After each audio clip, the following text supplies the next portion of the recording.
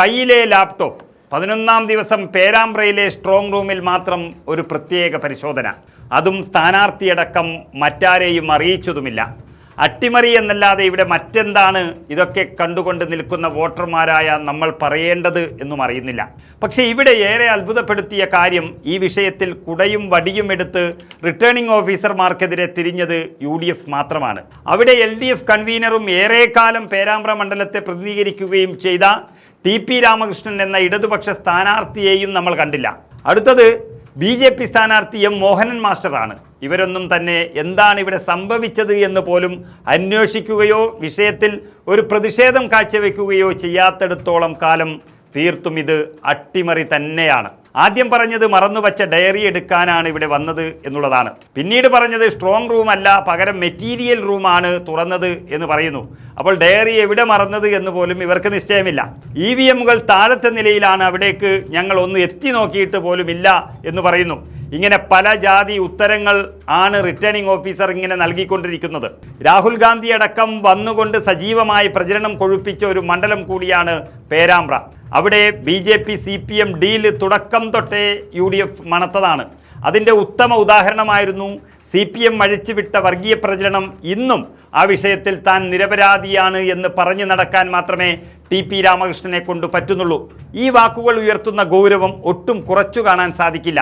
Kozhikode Vellimadukunnu JDT കോളേജിൽ പേരാമ്പ്ര മണ്ഡലത്തിലെ voting മെഷീനുകൾ സൂക്ഷിച്ചിട്ടുള്ള സ്ട്രോങ് റൂമിന് തൊട്ടടുത്ത് കഴിഞ്ഞ ദിവസം അരങ്ങേറിയ സംഭവങ്ങൾ കേരളത്തിൻ്റെ രാഷ്ട്രീയ ചരിത്രത്തിൽ അത്യപൂർവമായ കാഴ്ചയാണ്.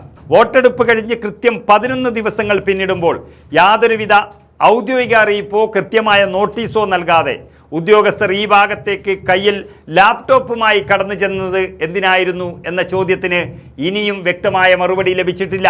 ഡയറിയാണ് മറന്നതെങ്കിൽ എന്തിനാണ് ലാപ്ടോപ്പും കൊണ്ടുപോയി അതിൻ്റെ ഉള്ളിൽ പണി ചെയ്തത് എന്നുള്ളതാണ് അറിയാത്തത്.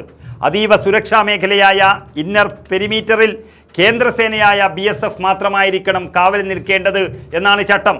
എന്നാൽ അവിടെ സെക്ഷൻ 144 നിലനിൽക്കുന്ന പ്രദേശം കൂടിയാണ് എന്നിരിക്കെ സംസ്ഥാന പോലീസും റവന്യൂ ഉദ്യോഗസ്ഥരും നിർബാധം വിഹരിക്കുന്നതാണ്.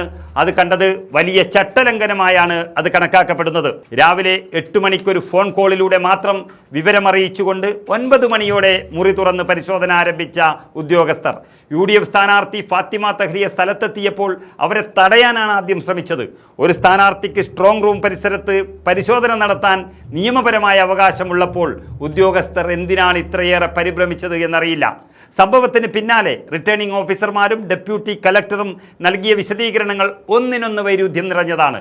ഒരു ഉദ്യോഗസ്ഥൻ മറന്നുവച്ച ഡയറി എടുക്കാനാണ് മുറി തുറന്നതെന്ന് ആദ്യം പറഞ്ഞവർ പിന്നീട് അത് സോഫ്റ്റ്വെയർ അപ്ഡേഷന് വേണ്ടിയുള്ള രേഖകൾ എടുക്കാനാണെന്ന് തിരുത്തി പറയുകയാണ് ചെയ്തത്. അവിടെ തന്നെ കള്ളത്തരം വ്യക്തമായി കാണാം. എന്നാൽ തുറന്ന മുറിയുടെ വാതിലിന് മുകളിൽ വലിയ അക്ഷരത്തിൽ സ്ട്രോങ് റൂം എന്നെഴുതി രേഖപ്പെടുത്തിയിരിക്കുന്നത് എല്ലാവരും കണ്ടതാണ്.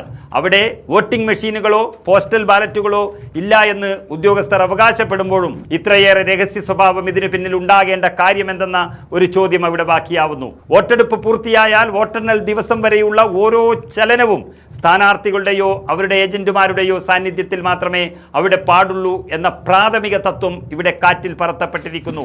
വോട്ടർമാരുടെ വിധി സുരക്ഷിതമായിരിക്കണമെന്ന് ഉറപ്പുവരുത്തേണ്ട ഉദ്യോഗസ്ഥർ തന്നെ ഇത്തരത്തിൽ അവിശ്വസനീയമായി പെരുമാറുന്നത് ജനാധിപത്യ പ്രക്രിയയുടെ വിശ്വാസ്യതയെ തന്നെ ചോദ്യം ചെയ്യപ്പെട്ടിരിക്കുകയാണ്.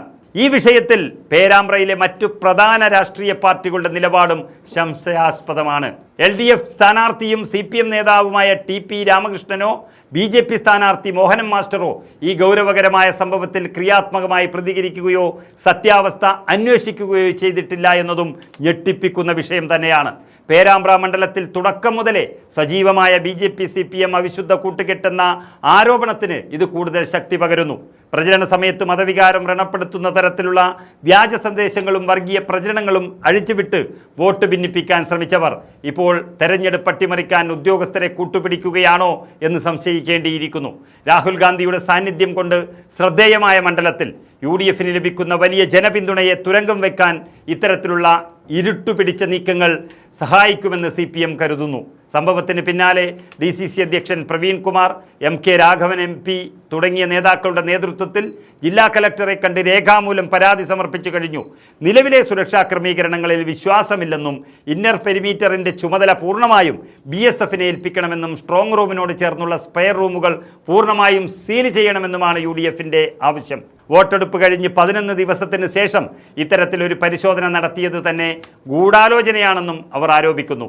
പ്രതിഷേധത്തെ തുടർന്ന് ഉദ്യോഗസ്ഥർ നടപടികൾ താൽക്കാലികമായി നിർത്തിവച്ചിട്ടുണ്ടെങ്കിലും വോട്ടെണ്ണൽ ദിവസം വരെ അതീവ ജാഗ്രത പുലർത്താനാണ് UDFന്റെ തീരുമാനം. ജനവിധി തങ്ങൾക്ക് അനുകൂലമാക്കാൻ അധികാരത്തിന്റെ ഹൂങ്കിൽ ഉദ്യോഗസ്ഥരെ ഉപയോഗിച്ച് സ്ട്രോങ് റൂമുകളിൽ നടത്തുന്ന ഈ കളികൾ കേരളം ഗൗരവത്തോടെയാണ് നോക്കിക്കാണുന്നത്.